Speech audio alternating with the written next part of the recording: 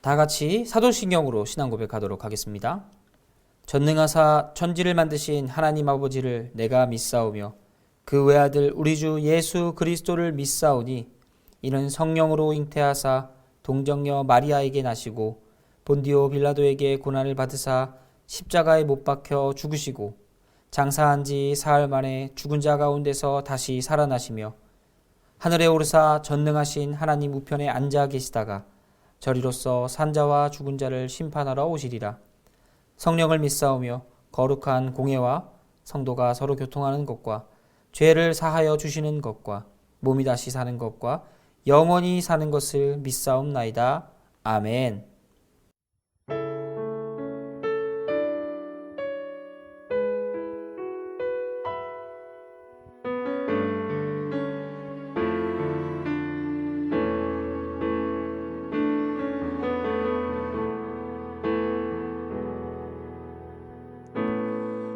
의지했던 모든 것 변해가고 억울한 마음은 커져가네.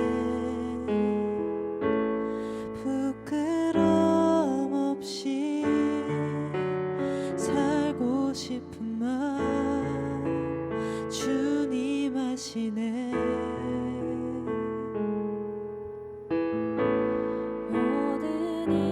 손으로 이겨내고 죄의 유혹을 따르지 않네. 나를 구원하신 영원한 그 사랑 크신 그네 날 붙드시네. 내 삶이 작게만 보여도 선하신 주 나를 이끄신 본의 중심을 보시는 주님만 따르네. 날 택하신 주만을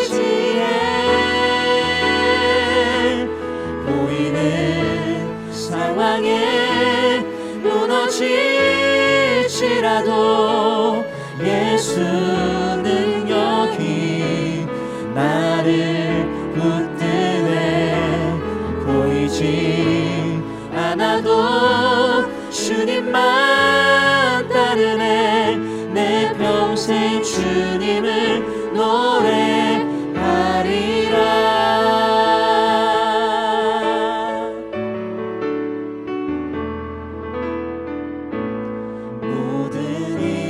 선으로 이겨내고 죄의 유혹을 따르지 않네.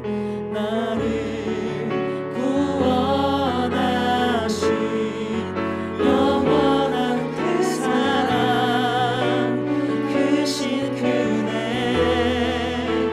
날 붙드시네. 주어진 내 삶이 작게만 보여도 선하신 주 나를 이끄신 본의 중심을 보시는 주님만 따르네. 날 택하신 주만을 지혜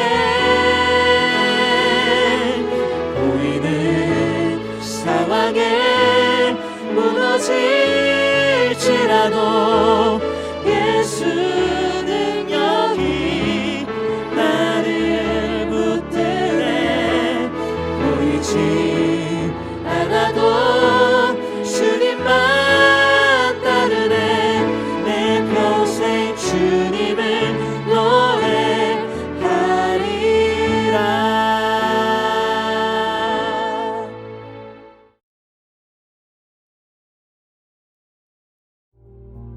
룻이 새벽까지 그의 발치에 누웠다가 사람이 서로 알아보기 어려울 때에 일어났으니 보아스가 말하기를 여인이 타작마당에 들어온 것을 사람이 알지 못하여야 할 것이라. 내 겉옷을 가져다가 그것을 펴서 잡으라. 그것을 펴서 잡으니 보리를 6번 되어 룻에게 지워주고 성읍으로 들어가니라. 룻이 시어머니에게 가니 내 딸아, 어떻게 되었느냐? 룻이 그 사람이 자기에게 행한 것을 다 알리고 이르되 그가 내게 이 보리를 6번 되어주며 이르기를 빈손으로 내 시어머니에게 가지 말라 하더이다. 내 딸아, 이 사건이 어떻게 될지 알기까지 앉아있으라. 그 사람이 오늘 이 일을 성취하기 전에는 쉬지 아니하리라. 하니라. 보아스가 성문으로 올라가서 거기 앉아있더니 마침 보아스가 말하던 기업 물을 자가 지나가는지라. 보아스가 그에게 이르되 이리로 와서 앉으라. 그가 와서 앉음에 보아스가 그 성읍 장로 10명을 청하여 이르되 당신들은 여기 앉으라. 그들이 앉음에 보아스가 그 기업 물을 자에게 이르되 모압 지방에서 돌아온 나오미가 우리 형제 엘리멜렉의 소유지를 팔려 함으로 내가 여기 앉은 이들과 내 백성의 장로들 앞에서 그것을 사라고 내게 말하여 알게 하려 하였노라. 만일 내가 물으려면 물으려니와 만일 내가 물으지 아니하려거든 내게 고하여 알게 하라. 내 다음은 나요 그 외에는 물을 자가 없느니라. 그가 이르되 내가 물으리라. 하니 보아스가 이르되 내가 나오미의 손에서 그 밭을 사는 날에 곧 죽은 자의 아내 모압 여인 룻에게서 사서 그 죽은 자의 기업을 그의 이름으로 세워야 할지니라. 하니 그 기업 물을 자가 이르되 나는 내 기업에 손해가 있을까 하여 나를 위하여 물으지 못하노니 내가 물을 것을 내가 물으라. 나는 물으지 못하겠노라. 하는지라. 현명한 사람은 기다릴 줄 알아야 합니다. 현명함 안에는 인내라는 항목도 포함되기 때문입니다. 하지만 사람들은 당장의 눈앞에 있는 이 문제가 해결되기를 바라고 또 원합니다. 이 문제들이 눈앞에서 해결되어야 안심되고 마음이 놓이기 때문입니다. 왜 그럴까요? 눈앞에 보이는 일들이 해결되는 모습을 보면서 자신에 대한 신뢰가 생기기 때문이죠. 이 일들이 해결된다면 마치 이 일이 나의 공적이 되는 것처럼 느껴지고 이 모든 일이 내가 잘해서 모든 상황이 잘 풀려서 되는 것처럼 느껴지기 때문입니다.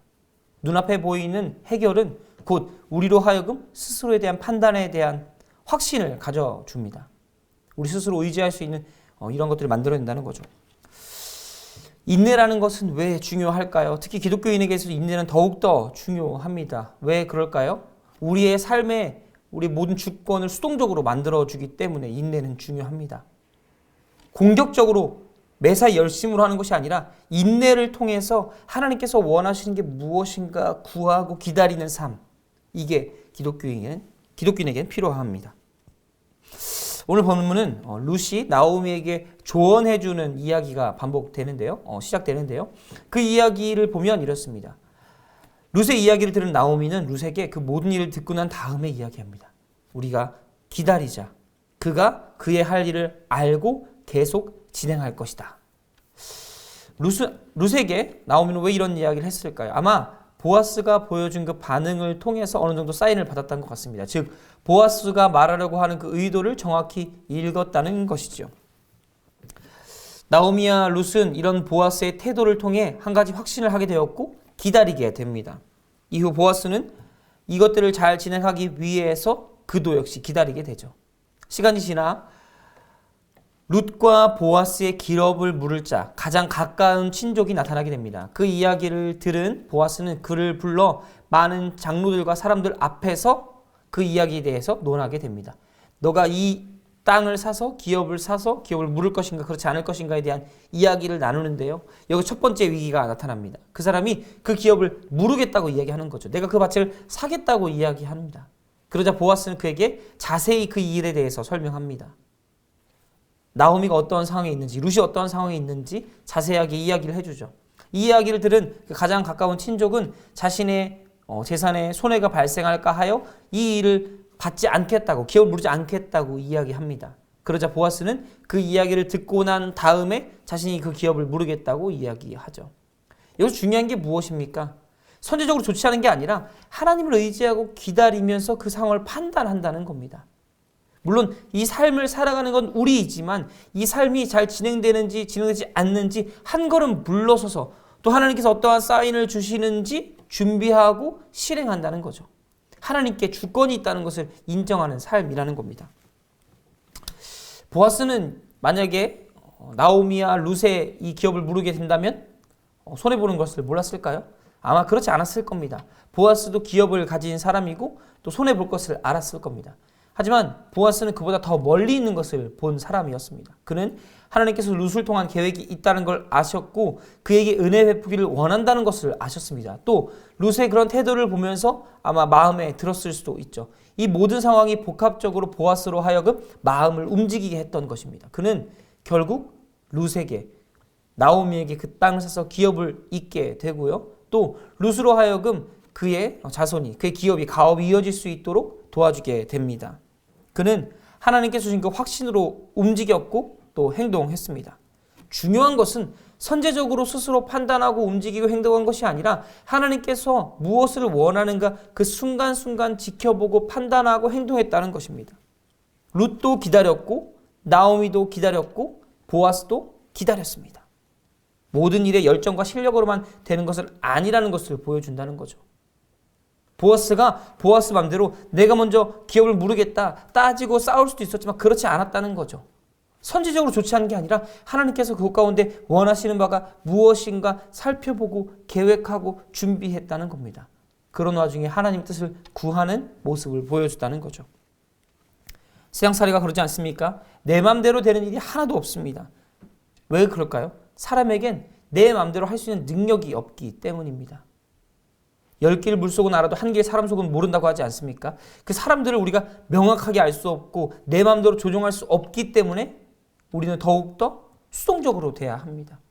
그렇다고 해서 삶을 포기하거나 나태해지라는 이야기가 아닙니다. 우리의 삶에 누군가 깊이 개입하셔서 이끌어간다는 확신을 가지라는 말입니다. 그분은 바로 하나님입니다.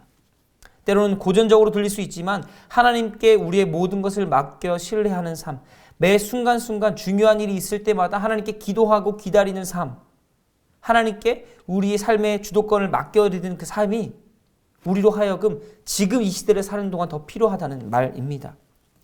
세상의 기준으로 볼 때 미련하고 바보 같아 보일 수는 있지만 이것이 그리스도인의 삶이고 승리하는 삶임을 믿으시길 바랍니다.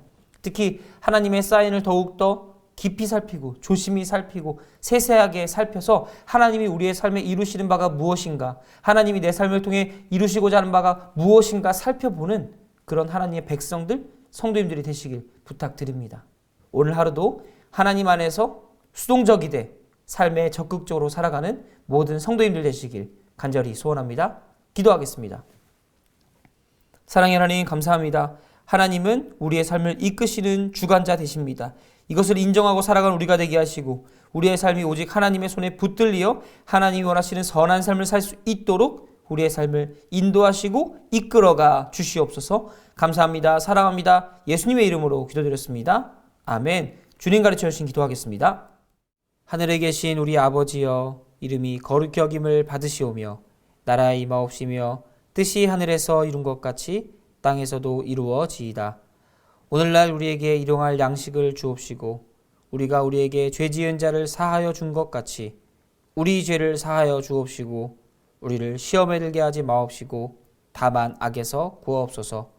대개 나라와 권세와 영광이 아버지께 영원히 있사옵나이다.